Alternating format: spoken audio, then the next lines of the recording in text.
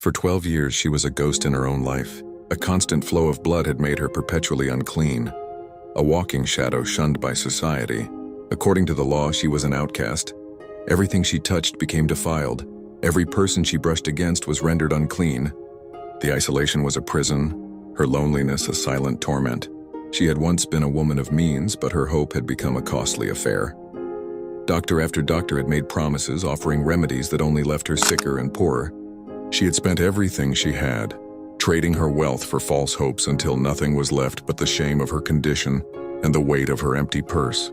Her body was failing, her spirit was crushed, and her future was a barren wasteland. Then she heard whispers of a man named Jesus, a teacher, a healer, a man who commanded storms and cast out demons. A spark of hope, long dormant, flickered to life within her. A desperate, audacious thought took root in her mind. If I can just touch the hem of his garment, I will be healed. This thought became her mantra, a prayer she repeated with every beat of her weary heart. It was a faith born not of sight, but of sheer desperation and a belief in a power she had yet to witness. She learned he was passing through her town, surrounded by a great crowd. Pushing through was a risk. If discovered, she could be stoned for making others unclean. But the hope of a new life was stronger than her fear of death. She pulled her veil tighter, her body trembling, and plunged into the throng. The crowd was a suffocating sea of bodies pressing in from all sides. She was weak, invisible, but her faith was a force propelling her forward. She fought through the chaos, her eyes fixed on one goal. There he was, just a few feet away. Stretching out a trembling hand, she reached through the final gap, and her fingers brushed against the tasseled edge of his robe. Instantly, she felt it. A surge of warmth of life flooded her body. The bleeding that had plagued her for 12 years stopped. The fountain of her suffering had run dry. She was whole. At that same moment, Jesus stopped. He turned to the bewildered crowd and asked, "Who touched me?"